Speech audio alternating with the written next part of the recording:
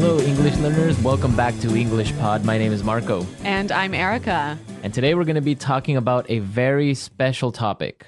That's right. This topic was actually suggested by one of our listeners. Exactly. So keep those comments coming because we want to create lessons that you need, that you want. Exactly. So what are we talking about today? Today's lesson is about applying for a visa. A very, very important topic. Yes, and specifically, it's about a visa interview. Exactly. As you all probably know, when you apply for a visa, especially for the US, you have an interview. Yes. Where you have to answer some questions. Yes. And that's what we're going to be talking about today. So before we jump into the dialogue, let's take a look at vocabulary preview. Vocabulary preview. Okay, so let's talk about visa.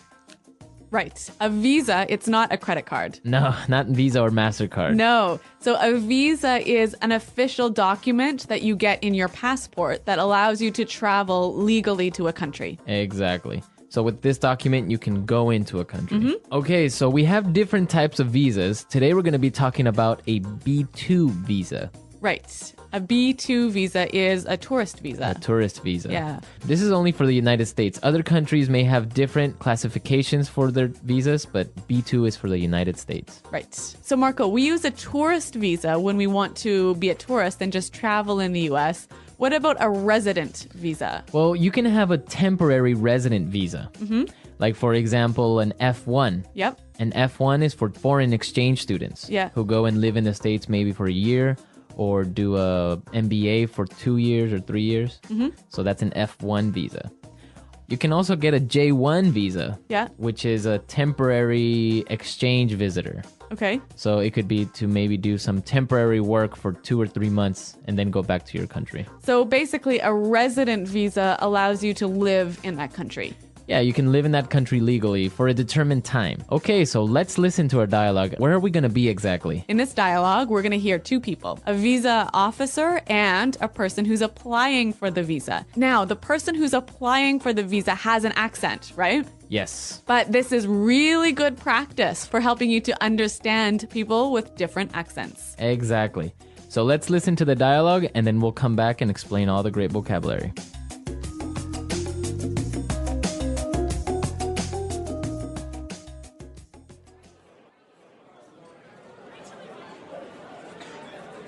So you're applying for a B2 visa. Where's your final destination and what's the purpose of your trip to the United States? I'm going to visit my brother. He's just had a baby. He lives in Minneapolis. And how long do you plan to remain in the United States? I'll be here for approximately 3 weeks. So here's my return ticket for the 26th of March. And who's sponsoring your trip? My brother. Here. This is an invitation letter from him. I will stay with him and his family in their home. All right. Tell me about the ties you have to your home country. Well, I own a house. Actually, I'm leaving my dog there with my neighbors. I have a car at home. And my job? I'm employed by Tornell as an engineer. Actually, I only have 3 weeks vacation, so I have to go back to work at the end of March. And what evidence do you have that you are financially independent? Well, I do have assets in my country. Like I said, I own a house and see, here's a bank statement showing my investments and my bank balance. I'm sorry, sir. We cannot grant you a B2 visa at this time. Instead, you are granted a resident visa. Congratulations! You are the millionth person to apply for a visa. You win! Congratulations!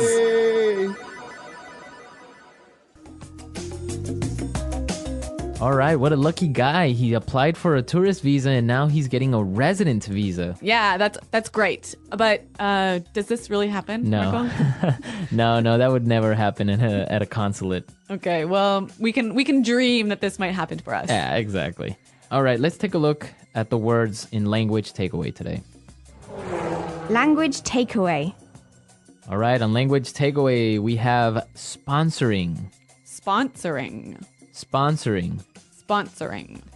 So, Erica, what does it mean to sponsor somebody? When you sponsor somebody for a visa, you take care of them and make sure they have enough money. Okay. So you are the one who's responsible for all of their expenses and making sure they just have enough money. Okay. So, for example, when I was 16, I made a trip to another country. Yep. And my parents were my sponsors. So they took responsibility for your money. Exactly. Okay. Let's look at our next word. Invitation letter. Invitation letter. Invitation letter. Invitation letter.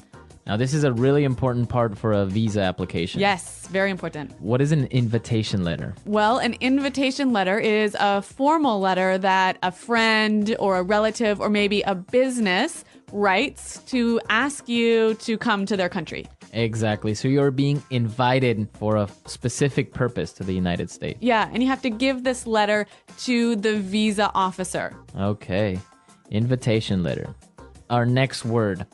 Ties. Ties. Ties. Ties.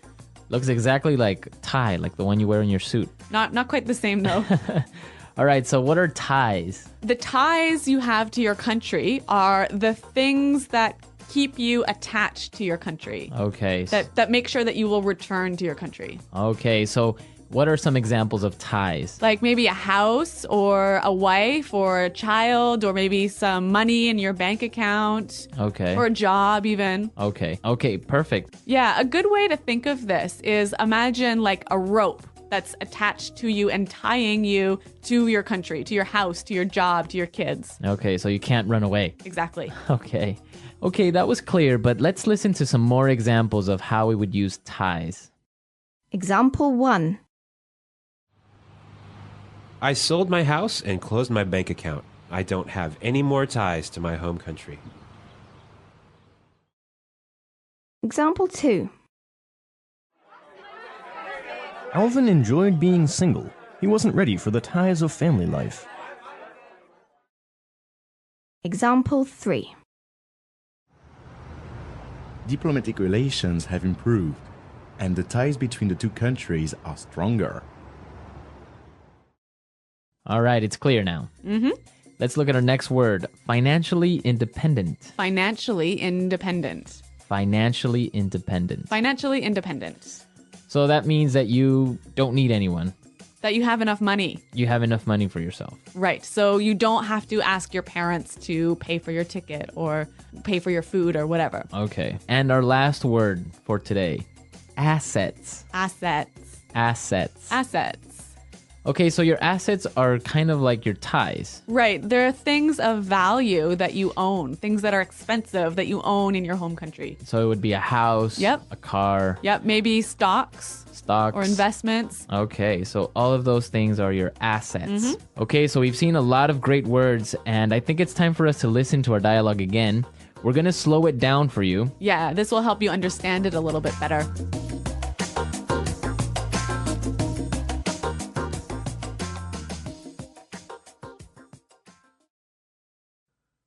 So, you're applying for a B2 visa. Where is your final destination, and what is the purpose of your trip to the United States? I'm going to visit my brother. He's just had a baby. He lives in Minneapolis. And how long do you plan to remain in the United States? I'll be here for approximately 3 weeks. See, here's my return ticket for the 26th of March. And who is sponsoring your trip? My brother. Here. This is an invitation letter from him. I'll stay with him and his family in their home. All right. Tell me about the ties you have to your home country. Well, I own a house. Actually, I'm leaving my dog there with my neighbors. I have a car at home and my job. I'm employed by Tornell as an engineer. Actually, I only have 3 weeks vacation, so I have to go back to work at the end of March. And what evidence do you have that you are financially independent? Well, I do have assets in my country. Like I said, I own a house. And see, here's a bank statement showing my investments and my bank balance. I'm sorry, sir. We cannot grant you a B2 visa at this time. Instead, You are granted a resident visa. Congratulations! You are the millionth person to apply for a visa. You win! Congratulations! Yay!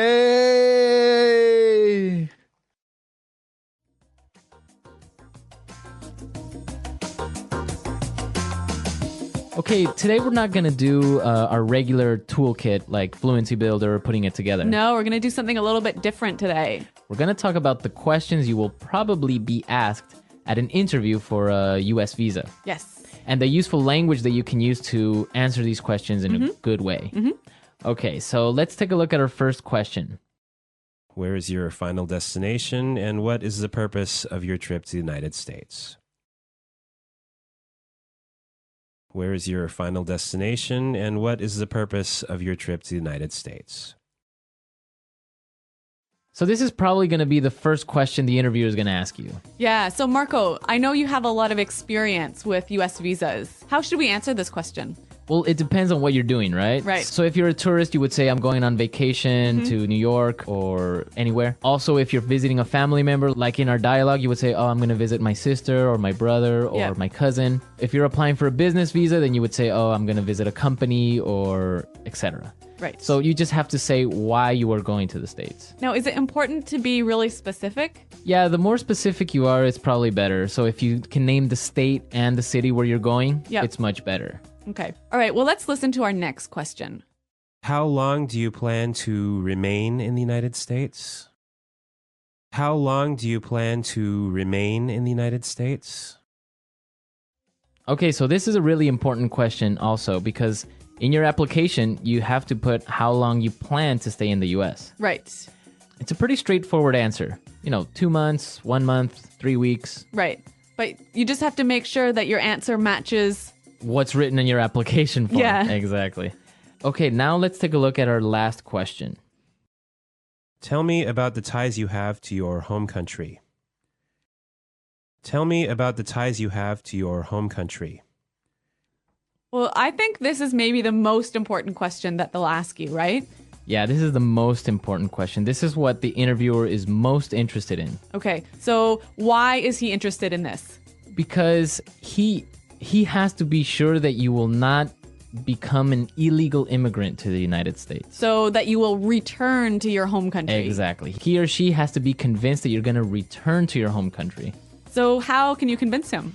Basically by demonstrating your ties. So showing the things that will pull you back to your home country. So if you take documents to support this, bank statements, maybe a copy of your mortgage. Yep, like maybe your wedding certificate. I don't know, even a letter from your office, from your job. So that shows that you have to return to your work. The more things you bring, the better, even though the interviewer might not ask for the documents. Okay, it's better to be safe, right? Exactly. So come with a huge file full of things. Exactly. Yeah. I've had friends who've arrived to the embassy with a huge file of documents and weren't asked to show any of the documents. All right. But other interviewers will maybe ask for it. Okay, so now let's listen to the dialogue again. And you'll hear how our traveler answers these questions.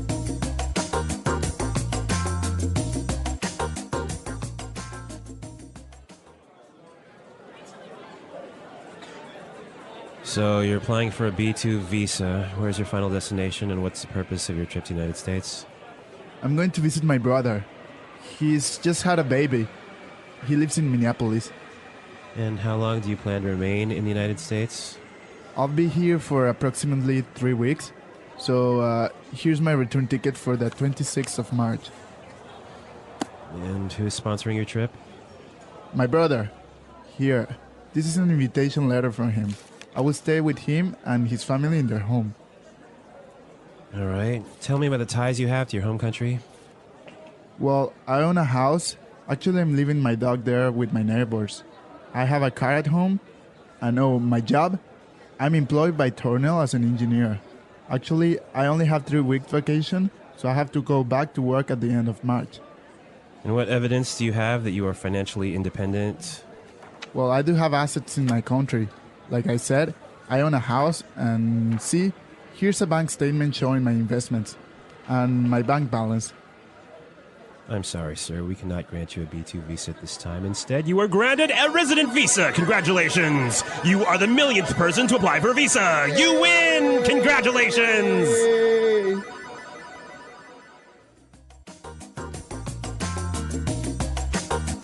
Applying for a visa is an important step for people who want to travel, study, work, or live in another country. Every year, millions of people apply for visas to countries like the United States, Canada, the United Kingdom, European countries, and many others. Although visa rules are different in each country, the basic process and requirements are often similar. Understanding how visa applications work can help people prepare better and avoid common mistakes. A visa is an official permission that allows a person to enter, stay, or leave a country for a specific purpose and time. Some visas are for short visits, such as tourism or business trips. Other visas are for long-term purposes, such as studying, working, or joining family members. The type of visa a person needs depends on why they want to travel and how long they plan to stay. General visa requirements. Most countries ask for similar documents when applying for a visa. One of the most important documents is a valid passport. A passport must usually be valid for at least 6 months after the planned travel date. Many embassies will not accept applications if the passport is close to expiring. Another common requirement is a visa application form. This form asks for personal information, such as name, date of birth, nationality, travel history, and purpose of travel. It is very important to fill out this form honestly and carefully. Any false information can lead to visa refusal or future travel problems. Photos are also required. Visa photos must follow specific rules about size, background color, and facial expression. Even a small mistake in the photo can cause delays. Many countries also ask for proof of financial ability. This means showing that you have enough money to support yourself during your stay. Bank statements, salary slips, or sponsorship letters are often used for this purpose. Governments want to be sure that visitors will not face financial problems or work illegally. Another important requirement is proof of ties to your home country. This shows that you plan to return after your visa expires. Proof of ties can include a job letter, property documents, family connections, or enrollment in a school or university. Applying for a visa to the United States. The United States has one of the most detailed visa processes in the world. There are many types of U.S. visas, but they are mainly divided into 2 categories: non-immigrant visas and immigrant visas. Non-immigrant visas are for temporary stays, such as tourism, business, study, or temporary work. Common examples include the B1/B2 tourist visa, F1 student visa, and H1B work visa. The first step in applying for a U.S. visa is completing the online application form called DS-160. This form asks detailed questions about personal background, travel plans, education, and work history. After submitting the form, the applicant must pay a visa fee and schedule an interview at a U.S. embassy or consulate. The visa interview is a very important part of the process. During the interview, a consular officer asks questions to understand the applicant's purpose of travel and intentions. The officer wants to know if the applicant plans to return home after their stay. Clear, honest, and confident answers are essential. Documents commonly required for a U.S. visa include a passport, DS-160 confirmation page, appointment letter, visa fee receipt, photos, and supporting documents such as bank statements, invitation letters, or school admission letters. Visa applications in other countries. Many other countries follow a similar process, but some are simpler than the U.S. system. For example, countries in the Schengen area, most European countries, allow travelers to apply for one visa that permits travel to multiple countries. A Schengen visa usually requires a completed application form, passport, photos, travel insurance, hotel bookings, flight reservations, and proof of financial means. Travel insurance is especially important for Schengen visas and must cover medical expenses. Canada, the United Kingdom, and Australia also have structured visa systems. Most of their applications are completed online. Applicants upload documents, pay fees, and sometimes give biometrics, such as fingerprints and photos. Student visas in many countries require proof of admission from an educational institution, proof of funds, and sometimes proof of language ability. Work visas often require a job offer from an employer in the destination country. Common reasons for visa refusal. Visa refusals are common, but they do not always mean the end of travel plans. Some of the most common reasons for refusal include incomplete documents, lack of financial proof, unclear purpose of travel, and weak ties to the home country. Check all documents carefully before submitting an application. Sometimes, applicants fail to explain their travel purpose clearly during the interview. Nervousness is natural, but unclear answers can make officers doubt the application. Tips for a successful visa application. Preparation is the key to success. Applicants should start the process early and carefully read the requirements of the country they want to visit. Every embassy has official guidelines that explain what documents are needed. Organizing documents in a clear order helps a lot. It shows seriousness and responsibility. Applicants should also practice answering interview questions calmly and honestly. It is also important to be realistic. Applying for the correct visa type and explaining a clear travel plan increases the chance of approval. Final thoughts. Applying for a visa can feel stressful, but understanding the process makes it easier. Each country has its own rules, but the main goal is the same: to know who you are while you want to travel and whether you will follow the rules. With good preparation, honest information, and patience, many people successfully get visas every year. A visa is not just a stamp in a passport. It is an opportunity to learn, explore, and experience the world.